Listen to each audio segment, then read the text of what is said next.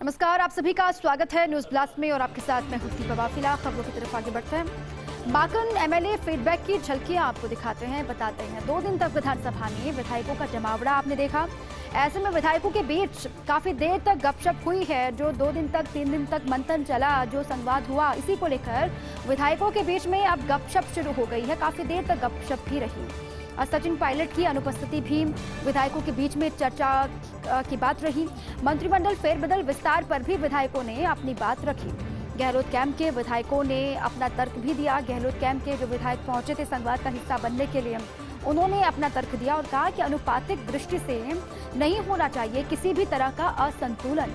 विधायकों की संख्या के हिसाब से पायलट कैंप से बनने चाहिए 2 से 3 मंत्री। ये गहलोत गुट के विधायकों ने अपनी बात रखी है। विधायकों के इस डिस्कशन की राजनीतिक गलियारों में चर्चा हो रही है बहुत ज्यादा। अलबत्ता लखमान अपने मन में पहले ही फैसला कर चुका है। क्या फैसला निकल कर के सामने आएगा? मंत्रिमंडल का नया स्वरूप कैसा होगा?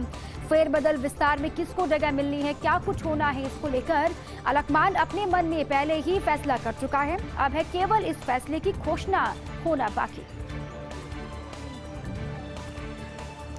मंत्रिमंडल फेरबदल विस्तार पर अलग अलग आकलन, जानकार सूत्रों ने संकेत दे दिए हैं। 5 दिन में मंत्रिमंडल विस्तार की बात कही जा रही है। जानकार सूत्रों ने संकेत दिए हैं कि 5-6 दिन में कोई खबर निकल करके सामने आ सकती है मंत्रिमंडल विस्तार को लेकर। अगर किन्हीं कारणों से ऐसा नहीं होता, 5-6 दिन में मंत्रिमंडल विस्तार की घोषणा नहीं की जाती है, तो फिर उपचुनाव के बाद मंत्रिमंडल विस्तार फेरबदल संभव होगा, ऐसा कहा जा रहा है।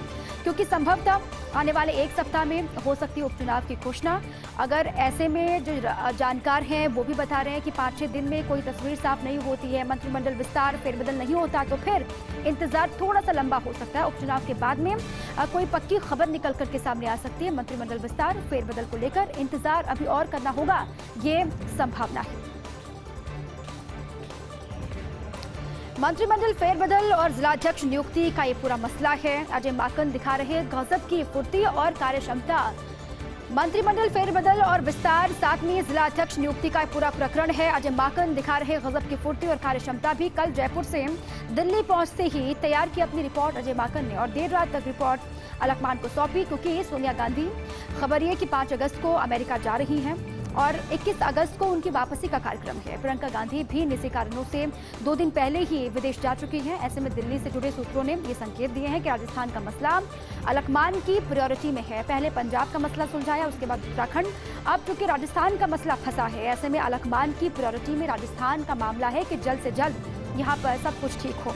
इसीलिए सोनिया के विदेश दौरे से पहले अप्रूवल आ सकती है। ऐसी भी कयासबाजियां हो रही हैं कि सोनिया के 5 अगस्त को जाने से पहले कोई तस्वीर साफ हो सकती है, अप्रूवल मिल सकता है और जल्द से जल्द मंत्रिमंडल विस्तार फेरबदल की घोषणा हो सकती है। ऐसी भी खबर राजनीतिक जानकार भी ये कह रहे हैं। साथ ही 33 जिलों में जिलाध्यक्षों की लिस्ट भी जारी होगी। अब 33 जिले जहां पर जिलाध्यक्षों की नियुक्ति भी होनी है, इसको लेकर भी पेच कहीं पर फंसा हुआ है, यह अभी तक की जो जानकारी है उसके हिसाब से। लेकिन अब खबर ये कि जल्द ही कोई तस्वीर उभर करके सामने आ सकती है। 5 अगस्त को सोनिया गांधी अमेरिका जाने वाली हैं। अब वो लौटेंगे 21 को, लेकिन फिर बहुत लंबा वक्त हो जाएगा। इसीलिए ये कहा जा रहा है कि 5 अगस्त को उनके जाने से पहले कोई आधिकारिक घोषणा हो सकती है मंत्रिमंडल विस्तार फेरबदल को लेकर, जिलाध्यक्ष नियुक्ति को लेकर, क्योंकि सोनिया जाएंगी। उससे पहले आप जानते हैं प्रियंका गांधी वाड्रा 2 दिन पहले विदेश जा चुके हैं। ऐसे में अब राजस्थान का मसला प्रायोरिटी में है। लखमान के लिए भी ज्यादा देर हो, ये पार्टी के लिहाज से भी अच्छा नहीं है। लगातार इंतजार, तारीख पर तारीख। अब अजय माकन ने मंथन किया, उसके बाद वो जाकर के गजब की फुर्ती के साथ दिल्ली में काम कर रहे। रिपोर्ट उन्होंने सौंपी है सोनिया गांधी को। रिपोर्ट को लेकर किस तरीके से लखमान आगे बढ़ता है, क्या होता है, इंतजार लगातार इस बात का। जयपुर से बड़ी खबर है, मुख्यमंत्री आवास पर बैठक खत्म हो गई है। बड़ी जानकारी जयपुर से निकल के बड़ी खबर आ रही है कि मुख्यमंत्री आवास पर जो बैठक हो रही थी वो बैठक खत्म हो गई है। जन घोषणा पत्र क्रियान्वयन की समीक्षा बैठक, करीब 4 घंटे तक ये मैराथन मीटिंग चली। अब इस बैठक से क्या निकल करके सामने आता है, लगातार नजर है क्या इसका भी रोल होगा मंत्रिमंडल विस्तार फेरबदल में, इसको लेकर भी नजरें हैं। हर विभाग की परफॉर्मेंस पर मंथन किया गया। कौन सा विभाग किस तरीके से आगे बढ़ रहा है, जो मैनिफेस्टो था पार्टी का, क्या उनमें जो बातें कही गई थी, जो वादे किए गए थे, वो वादे जमीन पर, धरातल पर सफल होते हुए या फिर साकार होते हुए दिखाई दे रहे हैं? क्योंकि ये चुनाव 2023 में उससे पहले तैयारी हो रही है कि जहां जहां पर भी कमी है, खामियां हैं, उनको भरा जाए और कौन सा विभाग किस तरीके से काम कर रहा है, ये जानना बहुत जरूरी है। खुद सीएम अशोक गहलोत की नजर लगातार बनी हुई है और आज ये जो बैठक हुई उसी की तस्वीर आपके सामने। बैठक खत्म हो गई है, ये बड़ी अपडेट आपके सामने है। जन घोषणा पत्र क्रियान्वयन को लेकर ये समीक्षा बैठक। अब जन घोषणा पत्र में क्या कुछ कहा गया था, उसी के लिहाज से क्या अलग अलग विभागों के जो मंत्री हैं वो काम कर रहे हैं, वो काम देख रहे हैं, मॉनिटरिंग किस तरीके से हो रही है, काम उस लिहाज से हो भी पा रहा है या फिर नहीं हो पा रहा जो वादा किया था राजस्थान के लोगों को। इसी की निगरानी खुद वक्त वक्त पर सीएम भी करते रहे। उन्होंने अधिकारियों से जानकारी भी ली, मंत्रियों से फीडबैक भी लिया, अलग अलग विकास कार्यों को लेकर, प्रोजेक्ट्स को लेकर। अब आज की जो बैठक वो 4 घंटे चली है, मैराथन ये मीटिंग। इस मीटिंग से क्या बाहर निकल करके आया है लगातार नजर है। और इसी बैठक के खत्म होने के बाद जानकारियों के साथ मेरे सहयोगी नरेश शर्मा जुड़ चुके हैं। नरेश, 4 घंटे बैठक चली, उसके बाद अब बैठक खत्म हो गई, क्या रहा बैठक में, क्या निकल करके अंदर से सामने आया? बिल्कुल, देखिए जो 4 घंटे की मैराथन बैठक है, एक तो सबसे बड़ी जो अहम जानकारी हमें मिली उसके अनुसार जो मैनिफेस्टो कमेटी के चेयरमैन है ताम्रध्वज साहू, वो इस प्रेजेंटेशन से बिल्कुल संतुष्ट नजर आए, खुश नजर आए कि सरकार ने अपने महज आधे कार्यकाल में अभी जन घोषणा पत्र की जो घोषणाएं हैं वो 65% से अधिक है वो पूरी कर दी है। तो तमाम जो एक ओवरऑल अगर हम बात करें इसकी तो सरकार के जो काम करने के तरीके हैं, जन घोषणा पत्र को नीतिगत दस्तावेज बनाने का जो फैसला है और साथ में तमाम जो विभाग के जो अफसर है उनको इस दस्तावेज को लागू करने के जो निर्देश दिए थे, उन सरकार के कदमों से ताम्रध्वज साहू काफी संतुष्ट नजर आए। और जो विभिन्न घोषणाएं पूरी की गई है, जिनको एक एक करके उन्होंने खुद देखा है, नोट किया है, विभागवार उन्होंने जो है रिपोर्ट ली है, तमाम मंत्रियों ने अपने अपने विभागों में जो काम हुए हैं उनकी जानकारी दी है, तो काफी संतुष्ट नजर आए। और उन्होंने मीटिंग में भी यही कहा कि ये काफी सुखद बात है कि सरकार ने जो जन घोषणा पत्र को नीतिगत दस्तावेज बनाया, कैबिनेट में इसका फैसला हुआ और उसके बाद उस जन घोषणा पत्र के तहत बिंदुवार उनकी जो घोषणाएं उनको पूरा किया जा रहा है। खासकर चाहे वो किसानों की बात हो, चाहे युवाओं की बात हो और गरीब को जो है वो सरकार की हर योजना को पहुंचाने की बात हो, इन तमाम मुद्दों पर सरकार का बिल्कुल काम नरेश, क्योंकि मंत्रिमंडल विस्तार फेरबदल भी होना है, उससे पहले कहीं ना कहीं इस बैठक को भी जोड़कर देखा जा रहा है। सवाल ये कि इस बैठक में जो प्रेजेंटेशन हुआ अलग अलग विभागों के मंत्रियों का, उसका भी कोई रोल होगा क्या मंत्रिमंडल विस्तार फेरबदल में? कुछ दिखाई देगा इसका असर? मंत्रियों के जो कामकाज की समीक्षा है वो खुद मुख्यमंत्री लगातार अपने स्तर पर करते रहे हैं, खुद वो मॉनिटरिंग करते हैं। इस बैठक का मंत्रिमंडल फेरबदल से सीधा जुड़ाव नहीं है, लेकिन चूंकि अभी इस तरह की जो घटनाक्रम, राजनीतिक घटनाक्रम चल रहा है, लगातार कवायद चल रही है, तो इस बात की जरूर संभावना है कि ताम्रध्वज साहू जो है वो ओवरऑल सरकार की रिपोर्ट तो देंगे ही, लेकिन मंत्रियों की जो विभागों में अगर कहीं कोई कमी खामी रही है, कोई विभाग अगर थोड़ा कमजोर पड़ा है तो उसके बारे में भी जरूर जानकारी देंगे। हालांकि खुद मुख्यमंत्री को भी ये तमाम बातें पता है और वो खुद भी लगातार इन विभागों की मॉनिटरिंग करते रहे हैं, समीक्षा बैठक करते रहे हैं, तो चाहे बजट घोषणा हो या जन घोषणा पत्र की जो घोषणाएं हैं उन पे लगातार मॉनिटरिंग करते रहे हैं। लेकिन सीधा असर जो है वो इसका मंत्रिमंडल फेरबदल से जोड़ के नहीं देखा जा सकता, क्योंकि इससे पहले भी इस तरह की बैठक है वो हो चुकी है, ये दूसरी बैठक है और लगातार जो है वो हर साल ये बैठक करने की बात है कि सरकार का जो पूरा लेखा जोखा है वो भी देखा जाए और जो जन घोषणा पत्र का हर एक बिंदु जो कांग्रेस ने प्रदेश की जनता से वादा किया था वो पूरा हो, उसका क्रियान्वयन हो, उसके बारे में योजना बने और उसकी समीक्षा की जाए। कहीं कोई दिक्कत है, समस्या है तो सभी मिलजुल कर उस समस्या काम करेंगे और आगे बढ़ना है, सभी को साथ एकजुट होकर इसी पर फोकस भी रखा गया। हर विभाग की परफॉर्मेंस पर मंथन भी हुआ। बहुत शुक्रिया नरेश आपका। और कुछ ही देर के बाद जानकारी है कि मुख्यमंत्री आवास से एयरपोर्ट के लिए रवाना भी होंगे साहू, वो तस्वीरें भी आपको दिखाएंगे। फिलहाल आगे बढ़ते हैं। ट्रेन दुर्घटना का देना होगा 24 करोड़ क्लेम। कॉनकोर ने दुर्घटना के लिए रेलवे को भेजा क्लेम नोटिस। 19 फरवरी 2021 को अटेली मिर्जापुर बाछोद सेक्शन में हुआ एक्सीडेंट और मालगाड़ी के कंटेनर उतरने से लोडेड माल का नुकसान हुआ। करीब 64 घंटे बाद रूट पर शुरू हो सका था रेल यातायात। वो तस्वीरें भी वहां से सामने आई थी। मालगाड़ी के 24 वैगन उतर गए थे पटरी से। और साथ ही कॉनकोर के ग्रुप जनरल मैनेजर पीआर पाढ़ी ने जयपुर डीआरएम को खत लिखा।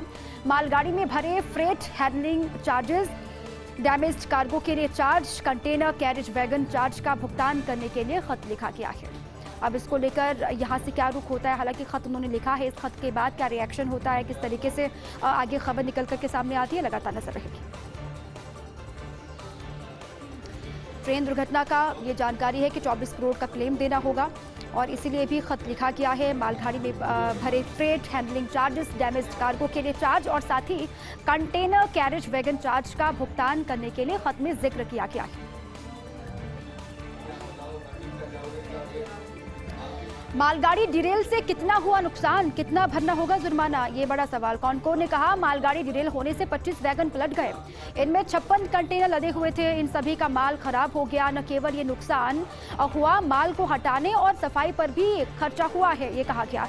55 कंटेनर डैमेज होने से 250 करोड़ रुपए का नुकसान, 2 करोड़ 30 लाख रुपए का नुकसान हुआ है। साथ ही 24 बीएलसी वैगन डैमेज होने से 7 करोड़ 87 लाख रुपए का नुकसान हुआ, ये जानकारी दी गई है।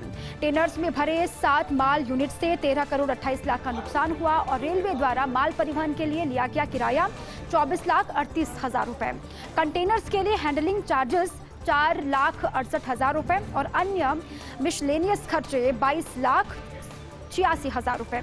और इस तरह रेलवे को कॉनकोर ने भेजा 23 करोड़ 97 लाख रुपए का क्लेम नोटिस। अब इसको लेकर यहाँ से रेलवे की तरफ से जो भेजा गया है उसका रिएक्शन क्या होता है, इसको लेकर भी लगातार नजर होगी।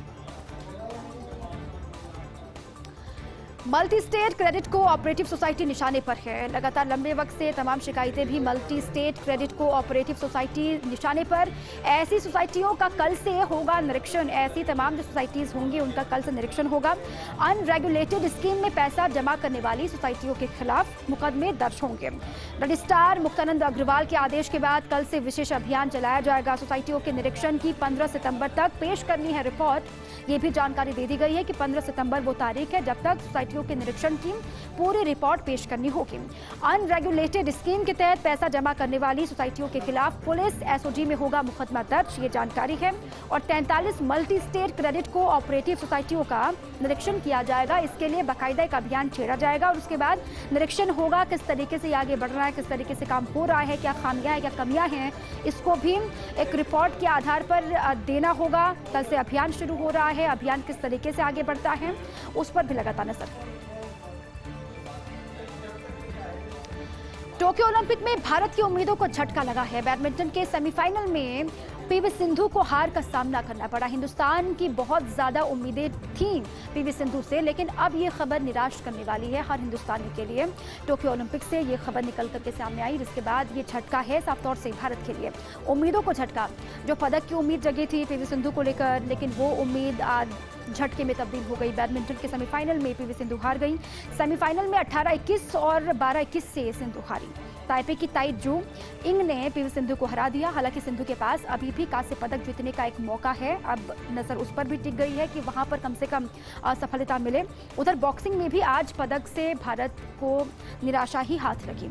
बॉक्सिंग में पूजा रानी की हार हो गई। पूजा रानी को चीन की बॉक्सर ने शिकस्ती मार दी। पूजा रानी को लेकर भी उम्मीदें बहुत ज़्यादा थी, मेडल को लेकर, पदक को लेकर, लेकिन 2 झटके आज लगे हैं, एक पीवी सिंधु को लेकर और दूसरा पूजा रानी। बॉक्सिंग में लगातार उम्मीदें थी, लेकिन वो उम्मीदें चकनाचूर हो गई। मेडल की जो राह आसान दिखाई दे रही थी वो सफ़र मेडल का खत्म हो गया। बार फिर सुर्खियों में लेडी डॉन अनुराधा, कुख्यात गैंगस्टर काला जठेड़ी को कल गिरफ्तार किया गया था और साथ में गिरफ्तार हुई अनुराधा चौधरी, जिनको लेडी डॉन भी कहा जाता है, जिसको राजस्थान में लेडी डॉन के नाम से मशहूर है अनुराधा। और आनंदपाल प्रकरण में आया था अनुराधा का नाम, आप सभी जानते हैं। पिछले 9 महीने से काला जठेड़ी के साथ वो लिव इन में थी, ऐसी जानकारी है। काला जठेड़ी को भेजा गया 14 दिन की पुलिस रिमांड पर। 7 लाख रुपए का नामी बदमाश है जठेड़ी और साथ अनुराधा को भी 14 दिन की रिमांड पर भेज दिया गया। जठेड़ी को दिल्ली पुलिस की स्पेशल सेल ने गिरफ्तार किया था। दिल्ली, हरियाणा, पंजाब, राजस्थान में जठेड़ी पर कई केस दर्ज हैं और साथ ही अब दोनों से पूछताछ होगी। क्या पूछताछ में निकल करके सामने आता है, उस आधार पर भी जांच आगे बढ़ाया जाएगा। बहरहाल लंबे वक्त से अलग अलग राज्यों को तलाश थी अनुराधा की भी और साथ ही जठेड़ी की भी, दोनों को गिरफ्तार कर लिया गया 2 दिन की पुलिस रिमांड पर। प्रशासन शहरों के संग अभियान कार्यशाला यूडीएच मंत्री शांति धारीवाल आज रहे बीकानेर के दौरे पर। प्रशासन शहरों के संग को आगे बढ़ाने की लगातार कवायद तेज है। यूडीएच मंत्री शांति धारीवाल बीकानेर के दौरे पर आज रहे। उन्होंने कहा कि निकाय प्रमुखों को अभियान के लिए मोटिवेट किया। मेहनत से काम करेंगे तो लोग याद रखेंगे हमेशा। काम करने वालों से गलती भी होती है, जो काम करता है गलती वही कर सकता है। सरकार आपके साथ है, गाइडलाइन को अच्छे से पढ़कर काम करें। 100% पट्टे बने, इसका प्रयास हर किसी को करना होगा। रिक्त पदों को लेकर धारीवाल का बयान भी सामने आया। उन्होंने कहा कि एक बारगी सेवानिवृत्त कर्मचारियों को संविदा पर रखा जाए, इसको लेकर भी कवायद हो रही है। उन्होंने इसके बारे में भी जानकारी दी। वडोदरा में मेहरबान मानसून और सावन की फुहार। बीते 24 घंटे के दरमियान 10 से अधिक जिलों में सावन आया झूम के। 2 दिन की सुस्ती के बाद फुहारों ने भिगोया प्रदेश को। आज सुबह से ही मौसम खुशनुमा होने से जयपुराइट्स के चेहरे खिले हुए हैं। लंबे वक्त के बाद ऐसी बारिश जयपुर के लोग देख पा रहे हैं। वीकेंड की सुहानी शुरुआत के साथ ही निकल पड़े पिकनिक पार्टी पर। पर्यटन नगरी आमेर में आज सैलानियों की खूब आवक रही। बड़ी संख्या में पर्यटक पहुंचे। मावठा सरोवर और सागर पर सेल्फी के लिए होड़ दिखाई दी। परिवार और दोस्तों के साथ में सेल्फी लेकर यादें ताज़ा कर रहे हैं लोग। लंबे वक्त के बाद कोविड से बाहर निकलने की कोशिश भी है और साथ ही अच्छे मौसम का, खुशनुमा मौसम का सभी आनंद ले रहे हैं। हालांकि कोरोना के चलते पिछले साल जैसी भीड़ नहीं दिखाई दे रही है। हालांकि कोविड का असर अभी भी दिखाई दे रहा है। लोग डरे हुए भी हैं, कहीं ना कहीं डर है अंदर कि बाहर निकलेंगे तो कोविड की जद में आ सकते हैं कोरोना की वजह से ही। और सालों में अमूमन जो भीड़ होती थी उतनी भीड़ दिखाई नहीं दे रही। लेकिन कनक घाटी से आमेर नाहरगढ़ तक पर्यटकों की चहलकदमी सुबह से लेकर अभी तक दिखाई दी।